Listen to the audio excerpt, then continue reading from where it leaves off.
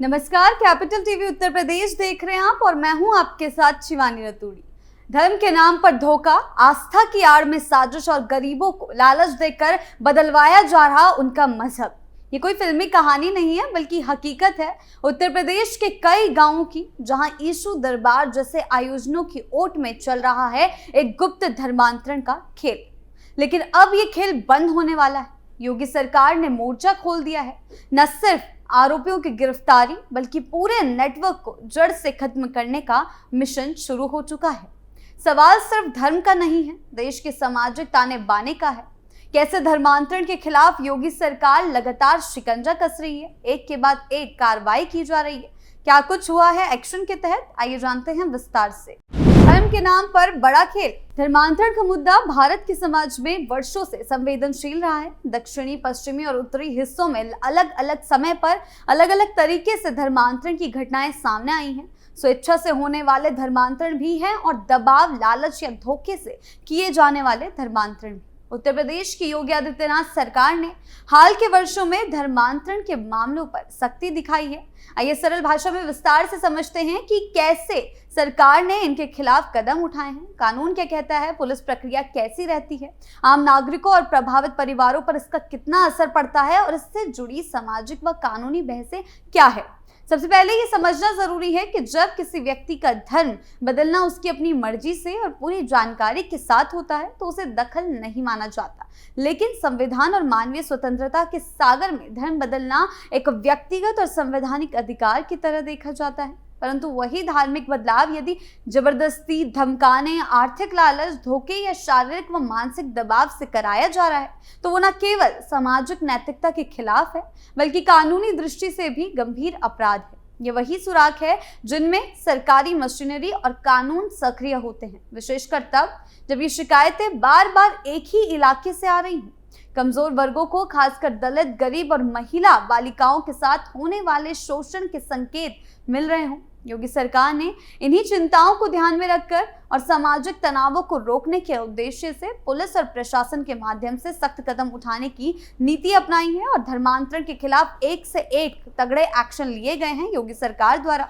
उत्तर प्रदेश में राज्य सरकार ने कई जगहों पर धर्म परिवर्तन को रोकने वाले प्रावधानों को कड़ा किया है, यानी ऐसे कानून जो साफ रूप से निश्चित करते हैं कि किसी को लालच, दबाव या धोखे से धर्म बदलवाया जाए। इन कानूनों में आमतौर पर कुछ सामान्य बिंदु शामिल रहते हैं। किसी के धर्मांतरण के लिए वित्तीय लाभ देना, विवाह के नाम पर धर्म परिवर्तन कराना, नाबालिगों या मानसिक रूप से असमर्थ लोगों का धर्म बदलवाना और किसी सामाजिक या धार्मिक संस्था की आड़ में लोगों को भ्रमित करना।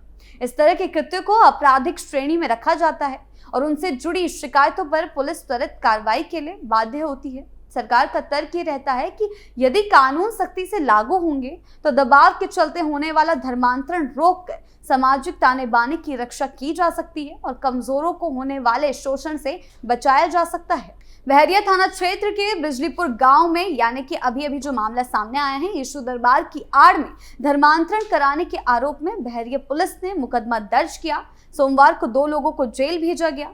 धमौर गांव निवासी प्रेमचंद पुत्र राम आश्रय ने बहरिया थाने में तहरीर देकर आरोप लगाया कि बगल के गांव देवकीपुर उर्फ बिजलीपुर में कुछ लोग ग्रामीणों का यीशु दरबार के आड़ में धर्मांतरण करा रहे हैं, जिसमें गया प्रसाद यादव निवासी देवकीपुर व अरविंद कुमार सरोज निवासी बीबीपुर लोगों को पैसा देने का लालच देकर बहकाते हैं।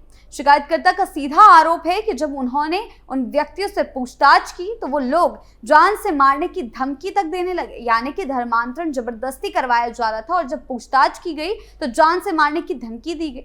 इसके बाद सीधा मुकदमा पंजीकृत कराया गया शिकायतकर्ता द्वारा। बहरिया पुलिस ने मामले को तत्काल संज्ञान लेते हुए सोमवार को ही गया प्रसाद यादव और अरविंद कुमार सरोज को पकड़कर जेल भेज दिया। बता दें कि अभी कुछ दिन पहले ही बहरिया थाना क्षेत्र के नेवादा गांव में यीशु दरबार की आड़ में धर्मांतरण कराने का आरोप लगा था। ग्राम प्रधान की शिकायत पर पुलिस ने कई लोगों को गिरफ्तार करके जेल भेजा। धर्मांतरण रोकने का काम केवल दंडात्मक कानून सीमित नहीं रहना चाहिए।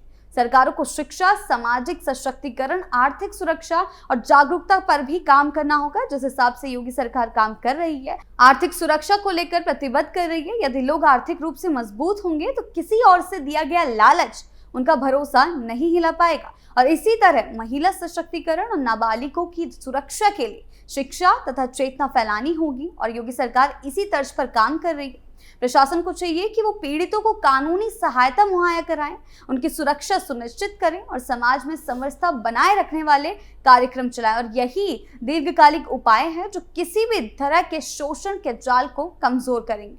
धर्मांतरण तब तक एक व्यक्तिगत अधिकार माना जाता है जब वो किसी की अपनी मर्जी से हो, उसकी इच्छा से हो, लेकिन जब इसमें लालच, डर, दबाव या धोखा शामिल हो जाता है तो ये गंभीर अपराध बन जाता है। हाल के वर्षों में उत्तर प्रदेश में से कई मामले सामने आए हैं, जैसे कि हमने आपको पहले भी बताया, छांगुर हुआ, आगरा धर्मांतरण हुआ, मऊ में जिस तरीके से एक सभा के दौरान ये कराया जा रहा था, और ईशू दरबार के नाम पर जहां गरीब, दलित और असहाय वर्गों को आर्थिक मदद, नौकरी, इलाज या शादी का झांसा देकर उनका धर्म बदले जाने की शिकायत मिली है। खासतौर पर गरीब परिवारों की लड़कियों को निशाना बनाकर एक सुनियोजित तरीके से उनका मानसिक और धार्मिक शोषण किया गया। ये घटनाएं नहीं बल्कि एक बड़े नेटवर्क का हिस्सा लगती हैं जो धार्मिक गतिविधियों की आड़ में समाज को भीतर से तोड़ने की कोशिश कर रहा है। लेकिन अब उत्तर प्रदेश की योगी सरकार ने इस पूरे खेल के खिलाफ मोर्चा खोल दिया है। सरकार ने साफ कर दिया है कि धर्म के नाम पर कोई भी साजिश अब बर्दाश्त नहीं की जाएगी। प्रशासन और पुलिस को निर्देश दिए गए हैं कि ऐसे मामलों में तुरंत कार्रवाई की जाए, दोषियों को पकड़कर जेल भेजा जाए और धर्मांतरण की साजिश रचने वाले पूरे नेटवर्क को जड़ से उखाड़ फेंका जाए। चाहे वो ईशू दरबार जैसे धार्मिक आयोजन हो या फिर किसी संस्था की आड़ में चल रही गतिविधियां, अब हर संदिग्ध गतिविधि पर कड़ी नजर रखी जा रही है, चाहे वो कट्टरपंथी विचारधारा के हो या क्रिश्चियनिटी में बदलने की कोशिश करे। योगी सरकार का ये सख्त रुख न सिर्फ कानून व्यवस्था को मजबूत कर रहा है बल्कि उन हजारों परिवार के विश्वास को भी लौटाने का प्रयास है जिनका धर्म और भरोसा दोनों छीना जा रहा था। योगी सरकार की पॉलिसी और कार्रवाई इस दिशा में है कि धर्म के नाम पर जबरदस्ती, लालच और धोखे से किए जाने वाले धर्मांतरण पर शिकंजा कसा जाए। इसके लिए एफआईआर, गिरफ्तारी, जांच दल और प्रशासनिक निगरानी का इस्तेमाल हो रहा है, पर साथ ही ये भी जरूरी है कि कार्रवाई में संवेदनशीलता बनी रहे, किसी के मौलिक धार्मिक स्वतंत्रता पर अनावश्यक चोट ना पहुंचे और न्यायिक प्रक्रिया निष्पक्ष तरीके से चले, जिस हिसाब से योगी सरकार काम कर रही है। समाज को भी अपनी भूमिका निभानी होगी, कमजोरों की रक्षा, सतर्कता और पंचायत स्तर पर सहयोग के माध्यम से। कहीं भी इस तरीके का खेल सामने आए तो उन्हें पुलिस को बताना होगा। जब कानून, प्रशासन और समाज मिलकर काम करेंगे तो ये जाल जो गरीबों और कमजोरों के साथ खेलता है धीरे धीरे टूटेगा। आपने जिन स्थानीय शिकायतों का हवाला दिया है उससे ये सारा कुछ समझ में आ रहा है कि धर्मांतरण एक बड़ा रैकेट है, लेकिन इसको खत्म करने के लिए योगी सरकार एक से एक एक्शन ले रही है। उत्तर प्रदेश की योगी सरकार ने धर्मांतरण के खिलाफ जो मुहिम शुरू की है वो केवल कानून का पालन कराने की प्रक्रिया नहीं है बल्कि एक सामाजिक सुधार की दिशा में ठोस कदम है। यह अभियान साफ करता है कि अब धर्म के नाम पर किसी को लालच, डर या धोखे से गुमराह नहीं किया जा सकता। सरकार का रुख एक संदेश है कि कमजोर तबकों, विशेष रूप से दलितों, महिलाओं और गरीब परिवारों के अधिकारों की रक्षा सर्वोपरि है।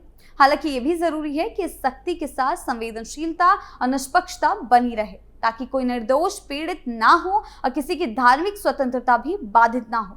कानून का उद्देश्य सीधा है, भय फैलाना नहीं बल्कि विश्वास स्थापित करना है। जब शासन, प्रशासन और समाज मिलकर धर्म के नाम पर चल रहे ऐसे गलत कृत्यों के खिलाफ एकजुट रहेंगे तभी एक सशक्त, सुरक्षित और न्यायपूर्ण समाज की नींव रखी जा सकेगी। आपकी इस बारे में क्या राय है, हमें कमेंट सेक्शन में जरूर बताएं। नमस्कार।